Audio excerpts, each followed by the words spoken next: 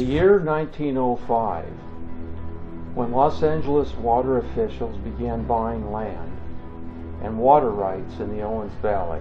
To think about it was like a movie. It's a very unique community. The last place you'd expect. Other city officials, having inside information about a new aqueduct to be built in the future, also began privately buying up land and water rights from unsuspecting ranchers. At the time, President Theodore Roosevelt planned a badly needed federal reclamation and irrigation project in the Owens Valley. He also wanted to protect the environment. Due to their own self-interest, the powerful state and LA city officials successfully lobbied Congress and Roosevelt to abandon plans for the irrigation project. It seems Teddy was no less a politician as he was a protector of the environment.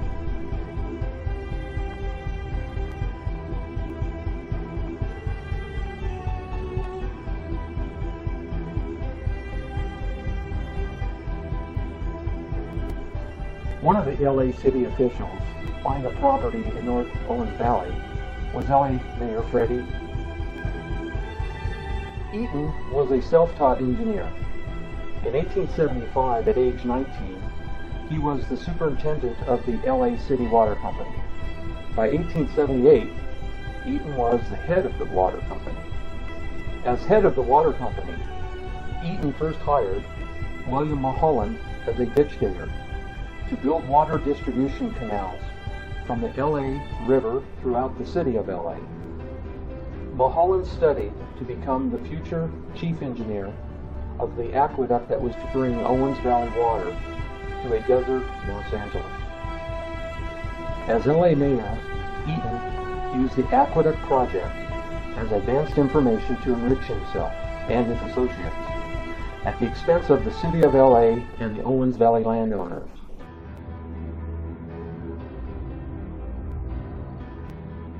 While Eaton was buying up property, the president of the Inyo County Bank, Wilford Watterson, suspected what was happening. Like something straight out of the Old West movies, when Watterson saw one of Eaton's associates, Los Angeles City Clerk Harry Leland, on the street in Bishop, Watterson pulled a pistol and demanded Leland to hand over the property deed to a planned dam site in North Owens Valley. But Watterson was too late. Leland had already mailed the deed to the county courthouse. On the 29th of July, 1905, the Los Angeles Times newspaper broke the story. Los Angeles plans to grab Owens Valley water. The construction of the aqueduct was to become a continuing campaign covered by the newspaper. Over the many years it took to build the 250-mile-long aqueduct, from its headwaters at an elevation of 3,812 feet to its outlet terminal in the San Fernando Valley at 1,135 feet, not a single pump or moving part was required to move the water. For their $24 million investment, the citizens of Los Angeles got 215 miles of road, 230 miles of pipeline, 218 miles of power transmission line, and 377 miles of telegraph and telephone line.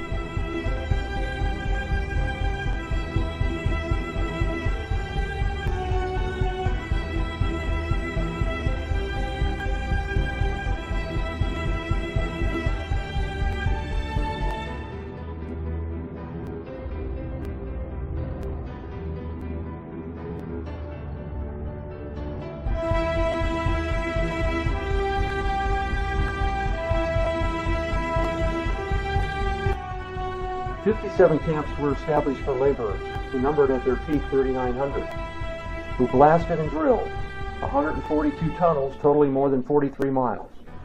They built 34 miles of open unlined channel, 39 miles of concrete line channel, and 98 miles of covered conduit.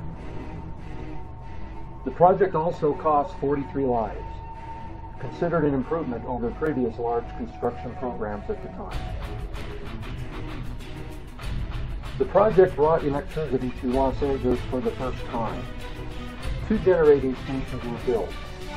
The one in Cottonwood began generating power on November 13, 1908, and the San Francisco Power Plant No. 1 on March 18, 1917.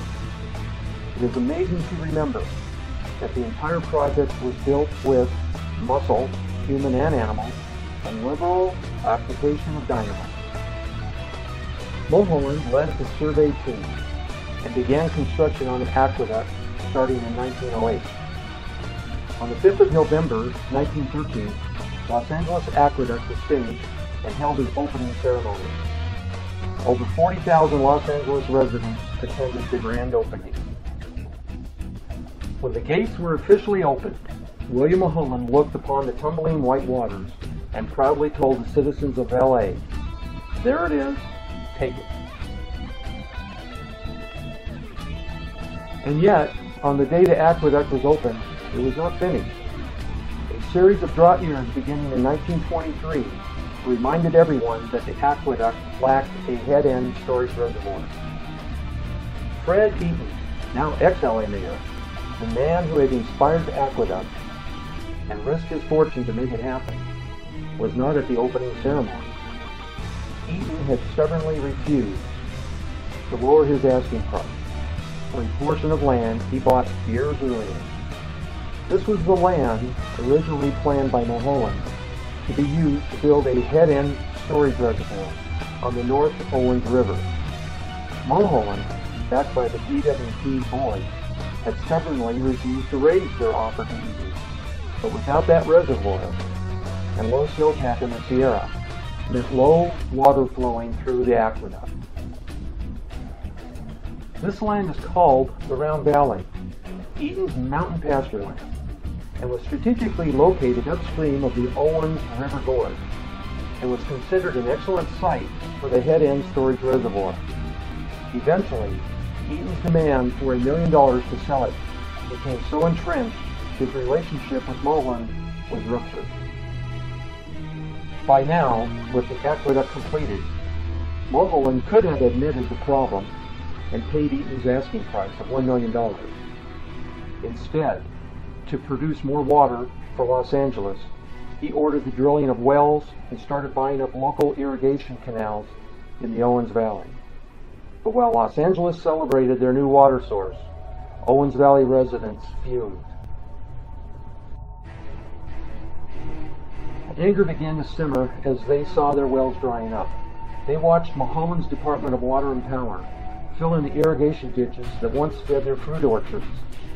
Mulholland knew the head-end storage reservoir needed to be built, but refused to authorize the purchase of the Eaton land, and so the head-end storage reservoir would be built by Mulholland on another site. The center of Mulholland's resistance became the Inyo County Bank in Bishop. The bank was owned by Wilfred Watterson and Mark Watterson. There was also an Uncle George Watterson. The Wattersons would gather around their family table and had that Owens Valley pioneer determination of power and expertise, with a similar drive to that of the San Fernando Land Syndicate's land control effectiveness in Los Angeles. Besides holding extensive business and mining interests across Owens Valley, the Wattersons headed the Owens Valley Irrigation District, which sought to organize landowners in a united front against Mulholland and the DWP. Still, a few farmers chose to sell out to the DWP, or the drought forced others to just give up. Only the bravest and the most stubborn farmers hung on and followed the Wattersons, and many of those who did saw their soil reduced to dust and their trees wither and die. Some desperate farmers were reduced to stealing water from the aqueduct. When LA responded by sending in armed private detectives to arrest violators, the Wattersons asked the governor to send in the National Guard. The governor, who had depended on the LA elite for his re-election, refused.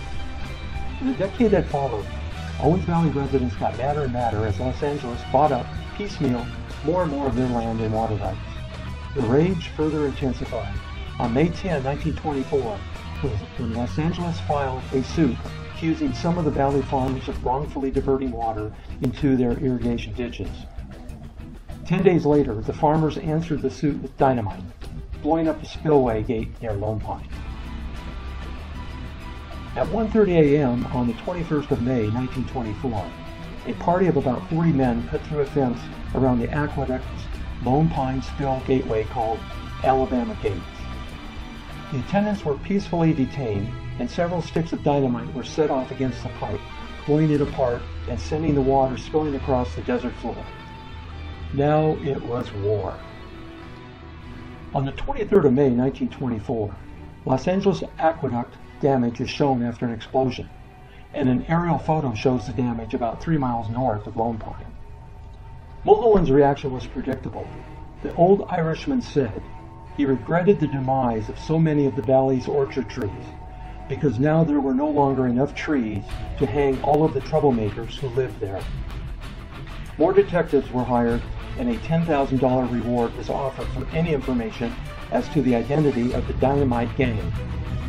None was obtained. The DWP, seeking to avoid bad publicity, offered to buy out all members of the Owens Valley Irrigation District for $365 an acre. The Watersons rejected that offer as insulting.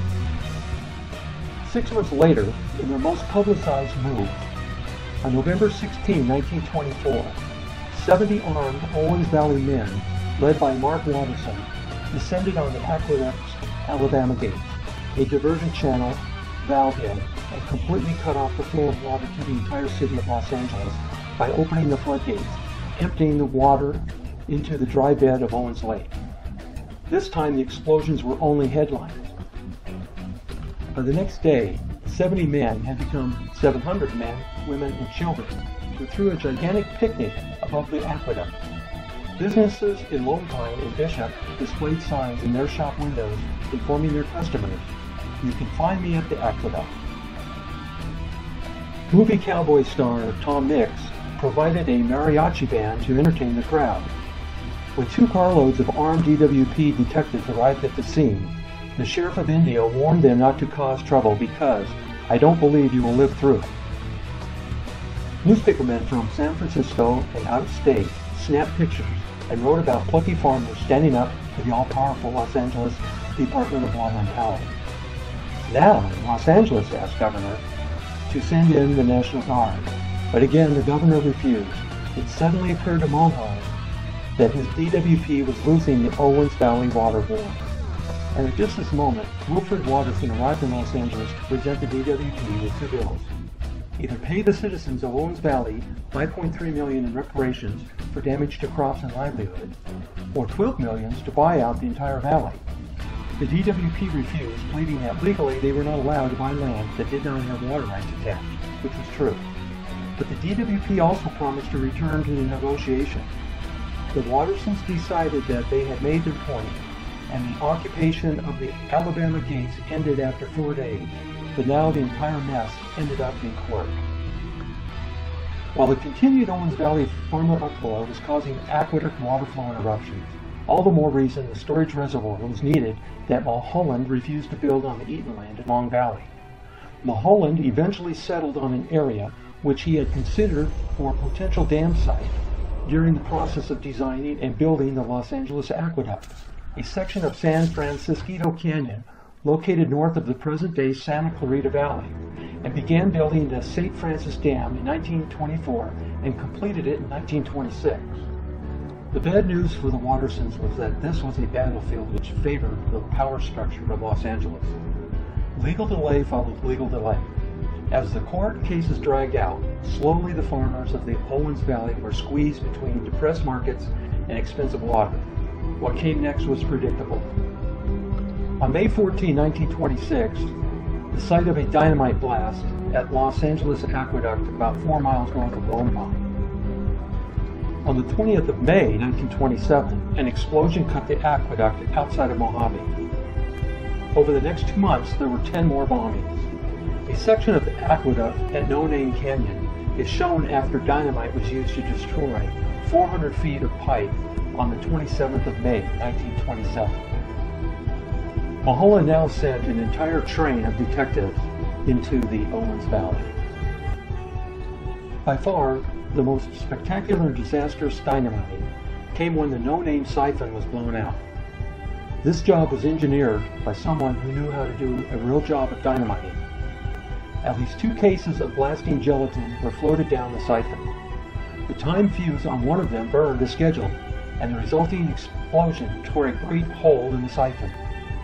For some reason or other, the second case did not reach its destination. It was found within the tunnel leading to the siphon after the explosion. The fuse on it had failed. The great gap by the explosion let the water out the siphon so fast that before air could get into it through the manhole above, a great vacuum had been created, and about 300 feet of the monster steel pipe collapsed like so much tin. Reconstruction work continues on the Los Angeles Aqueduct at No Name Canyon after the May 27, 1927 dynamite explosion.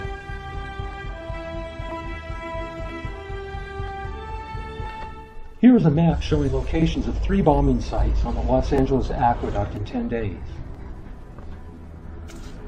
A feeder pipe leading to Big Pine Powerhouse No. 3 of the Los Angeles Aqueduct was damaged by a dynamite blast on the 28th of May, 1927, a day after the major blast at No Name Canyon. The powerhouse was knocked out of commission. Jess Hession, then District Attorney of Inyo County, on the left, and J. Clark Sellers, a criminologist and handwriting expert, examined dynamite found near the Los Angeles Aqueduct. In charge of the investigation of the dynamiting of the Los Angeles Aqueduct were, from left, J. Clark Sellers, a criminologist and handwriting expert, John Piles, Chief Investigator, and Jess Hession, then District Attorney of Inyo County. Then came an unexpected development. Unknown to anyone else in the valley, Wilfred Watterson and his brother Mark, leaders in the water war against Los Angeles, had been diverting bank funds to shore up their crumbling enterprises. Their thefts revealed during a routine audit, the 2 were charged on August 13, 1927 with embezzling $450,000 and were convicted of 36 counts and sentenced to 10 years each in San Quentin. Their bank failed, and amongst the depositors who were wiped out was Fred Eaton, whose son had taken out a $300,000 mortgage on his ranch and the Owens River Dam site with the Watterson Bank. The bank's assets were sold at auction, and eventually Los Angeles bought the dam site for a pittance. Eaton's finances crumbled, and his ranch was acquired by the Los Angeles Department of Water and Power, where Crawley Lake was created 30 years later for the aqueduct system new storage reservoir. After the bank was officially closed, a note was left taped to the locked front door. It said, "This result has been brought about by the last 4 years of destructive work carried on by the City of Los Angeles." Following the Wattersons' conviction, attacks on the Los Angeles Aqueduct ceased for several years. In early 1928, Jess Hession, Inyo County District Attorney, filed charges against 6 Owens Valley residents for their part in one of the 1927 bombings. Following a preliminary hearing, all charges were dismissed on March 19, 1928. The Owens Valley opposition had lost its heart and soul. There would be future battles, and the Owens Valley would win more than a few, but that was in the future. On September 15, 1976, the exterior of the Los Angeles Aqueduct Alabama Hills Gatehouse, after an explosion buckled the floor and blew out the windows and a door. Aqueduct water escapes lower right through the damaged gate. The interior explosion buckled the floor and blew out windows and a door. 1 male juvenile was later arrested and convicted in this bombing. In March 1928, the St. Francis Dam, referred to earlier, failed due to unknown weak bedrock formations.